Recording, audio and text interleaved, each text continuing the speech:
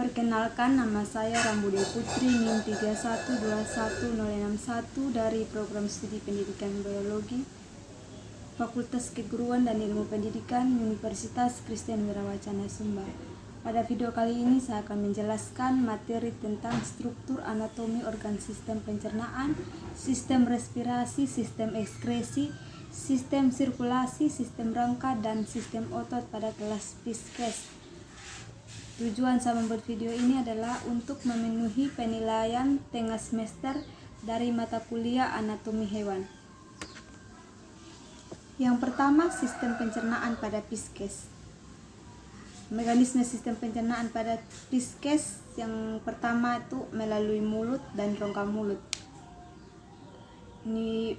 Mekanisme ini dimulai saat ikan menangkap makanannya dengan mulut. Mulut ikan dilengkapi dengan satu jenis gigi yang berjajar di rahang atas dan rahang bawahnya. Namun gigi rahang ikan biasanya berfungsi untuk menangkap, menahan, menggigit, dan juga menghancurkan cangkang mangsanya, namun tidak untuk mengunyahnya.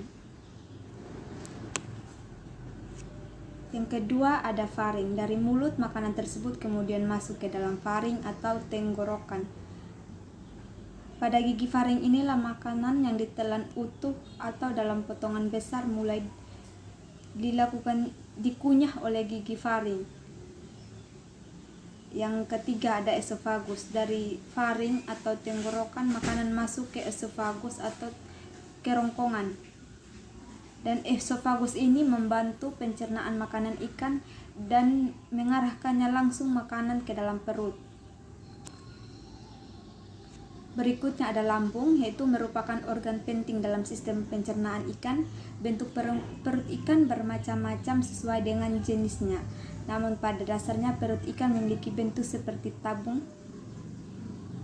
Perut ikan dilengkapi oleh cairan lambung yang digunakan untuk mencerna sebagian besar makanan.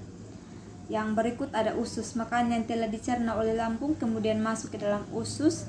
Seperti lambung, usus ikan juga memiliki panjang yang beragam bergantung pada makanannya.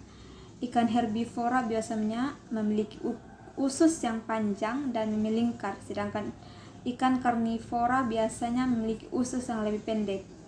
Dalam usus juga terjadi pencernaan yang membantu oleh enzim pankreas. Sebagian besar penyerapan nutrisi hasil pencernaan ikan dilakukan oleh usus. Berikutnya lagi melalui kloaka. Makanan yang telah dicerna dan diserap nutrisinya kemudian akan menjadi zat sisa. Zat sisa dari usus akan masuk ke kloaka atau saluran pembuangan. Namun tidak semua ikan juga memiliki kloaka dan langsung berhubungan ke rektum dan anus. Rektum dan anus. Dan sisa dari kloaka akan dikirim melalui rektum sehingga dapat dikeluarkan oleh ikan melalui anus. Hal ini sekaligus mengakhiri perjalanan makanan dalam sistem pencernaan pada ikan. Dan ini adalah gambar dari sistem pencernaan dari ikan tersebut.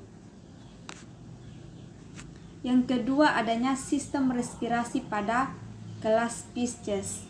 Ikan mempunyai alat pernapasan yang disebut sebagai insang. Insang dipakai karena ikan hidup di dalam air. Insang ada di sisi kanan dan juga di kiri kepala. Tetapi ada ikan yang bernapas menggunakan paru-paru. Mekanisme pernapasan pada ikan dilakukan melalui dua tahap, yaitu yang pertama respirasi eksternal atau ekspirasi. Tahap ini akan terjadi saat mulut ikan tertutup. Ikan masuk melalui celah insang dan menjadi pertukaran gas yang merupakan pertukaran oksigen dan CO2 antara darah dan udara dalam mengikat oksigen dan melepas karbon dioksida di dalam air. Yang kedua, adanya respirasi internal atau respirasi inspirasi. Tahap ini diawali dengan membukanya mulut ikan sehingga air masuk ke rongga mulut. Ketika insang menutup, air akan mengalir di dalam insang. Pada tahap inspirasi terjadi pertukaran O2 dan CO2 dari aliran darah ke seluruh tubuh. Yang ketiga, sistem ekskresi pada Pisces. Yang pertama, jenis Mesonephrus. Pada masa embrio, jenis ginjal ini mulai berkembang pada ikan, tetapi setelah ikan sudah mulai dewasa, ginjal Mesonephrus tidak banyak lagi yang digunakan untuk menyaring urin. Kedua, ada jenis ginjal Opisthonephorus. Bentuk ginjal Opisthonephorus banyak digunakan ketika ikan sudah mulai dewasa. Kegunaan ginjal ini ialah untuk mengatur kekentalan dan untuk menyaring urin. Bentuk Opisthonephorus ialah memanjang dengan warna kemerahan.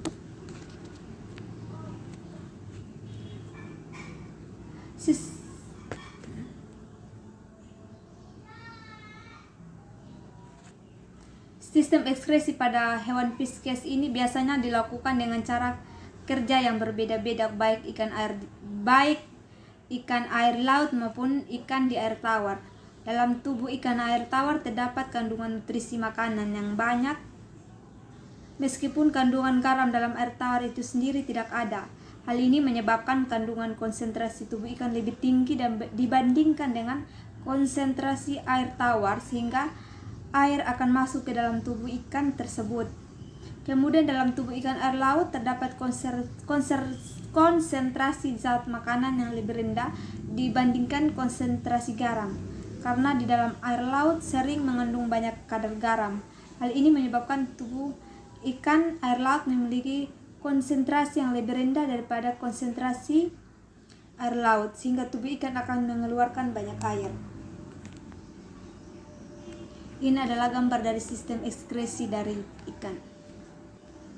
Yang keempat, sistem sirkulasi pada Pisces. Sistem sirkulasi pada Pisces terbagi. Yang pertama ada jantung. Dari jantung tersebut lagi ada dibagi menjadi beberapa bagian. Yang pertama itu ada antrium, yaitu sebuah rongga di dalam jantung ikan berdinding tipis. Darah yang terdapat dalam antrium akan melewati antrivenkular atau lalu masuk ke dalam rongga ventrikel. Antriventrikular mempunyai semacam ketup atau klip yang biasa mencegah aliran darah sehingga kembali ke rongga antrium. Yang kedua ada ventrikel, ialah sebuah ruangan di dalam jantung ikan berdinding tebal. Ventrikel hanya akan menerima darah yang menyalur ke antrium. Selanjutnya darah akan dipompa dengan memakai aorta ventral menuju insang sehingga menyebar menuju seluruh tubuh.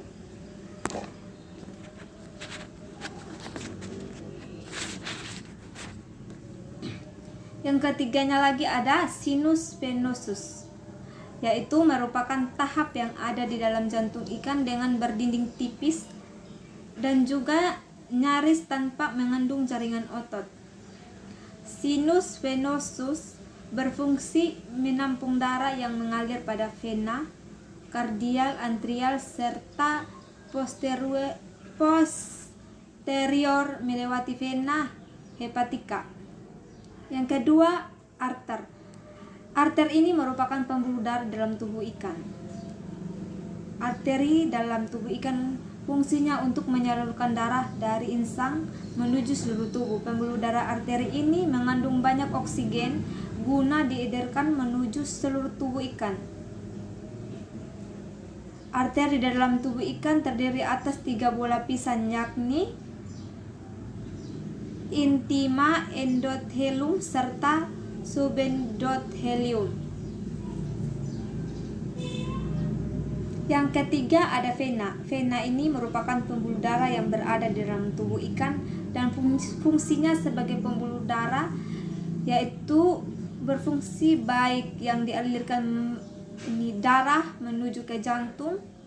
Vena juga mempunyai dinding lebih tipis daripada arteri, tetapi ukuran rongganya lebih besar. Dinding vena paling elastis dan aktif ketika berkontraksi sehingga dapat memompa darah ke seluruh jantung.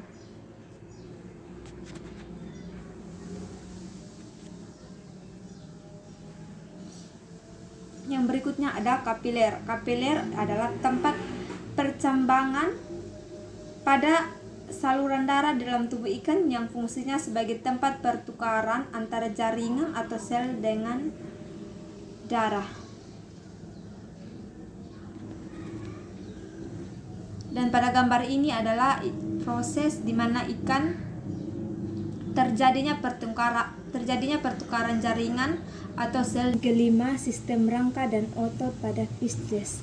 Sistem rangka atau tulang adalah tempat melekatnya otot, perlindungan organ-organ dalam, dan penegak tubuh. Ada fungsi sistem rangka pada ikan yaitu menegakkan tubuh, menunjang, menyokong organ-organ tubuh, melindungi organ tubuh, dan membantu membentuk butir darah merah. Sistem rangka pada ikan terdiri dari tulang rawan, jaringan pengikat sisik atau skuoma, komponen-komponen gigi, jari-jari sirip, dan penyokong sel pada sistem saraf. Berdasarkan letak dan fungsinya, rangka ikan dapat dibedakan menjadi 3. Yang pertama, rangka aksial, yaitu rangka yang mencangkup tulang tenggorokan, tulang punggung, dan tulang rusuk. Yang kedua, rangka visceral, yaitu rangka yang meliputi semua bagian tulang lengkung, insang, dan derivatnya. Yang ketiga, rangka apendikular, yaitu rangka yang meliputi sirip dengan pelekatnya. Rangka ikan berfungsi untuk menegakkan tubuh, menunjang atau menyokong organ-organ tubuh, melindungi organ tubuh, dan membantu butir darah merah. Berikutnya, sistem otot pada Pisces dibagi menjadi beberapa bagian. Yang pertama ada otot rangka. Susunan otot rangka pada badan mempunyai sifat kokoh dan berfungsi membentuk tubuh dalam bergerak. Berkas-berkas otot pada badan bagian lateral atau myomor akan menampakkan sebagai daging jika ikan dikuliti atau dipotong secara melintang. Myomor diikuti oleh suatu bagian yang merupakan bagian otot yang tipis atau membraneus yang disebut myokoma. Yang kedua ada otot jantung, tersusun atas otot dan jaringan-jaringan pengikat. Otot jantung berwarna merah gelap. Hal ini berbeda dengan otot bagian badan yang biasanya berwarna coklat. Susunan otot jantung myocardium dibungkus oleh suatu selaput, yaitu bagian luar disebut pericardium dan bagian dalam disebut endocardium. Yang ketiga, otot polos. Otot yang mempunyai sifat involuntary ini terdapat beberapa bagian organ, antara lain saluran pencernaan, gelembung renang, saluran reproduksi dan ekskresi, mata, dan sebagainya. Berdasarkan penjelasan tersebut, saya dapat menarik kesimpulan. Yang pertama, dari sistem pencernaan dapat disimpulkan bahwa sistem pencernaan dari Pisces meliputi mulut dan rongga mulut, faring, esofagus, lambung, usus, kloaka, rektum, dan anus. Dari respirasi dapat saya ambil kesimpulan melalui 2 tahap, yaitu tahap eksternal atau ekspirasi dan internal atau inspirasi. Ekskresi dilakukan melalui organ ginjal dan kulit. Dari sistem sirkulasi terjadi melalui jantung yang terjadi dalam 3 proses, yaitu anterium, vertikal, dan sinus venosus. Dalam sistem rangka berfungsi sebagai penegakan tubuh, menunjang, mengokong organ-organ tubuh, dan melindungi organ tubuh, serta membantu pembentukan butir darah merah. Dan yang terakhir, sistem otot terdiri dari otot rangka, otot jantung, dan otot polos. Sekian dari materi saya ucapkan terima kasih.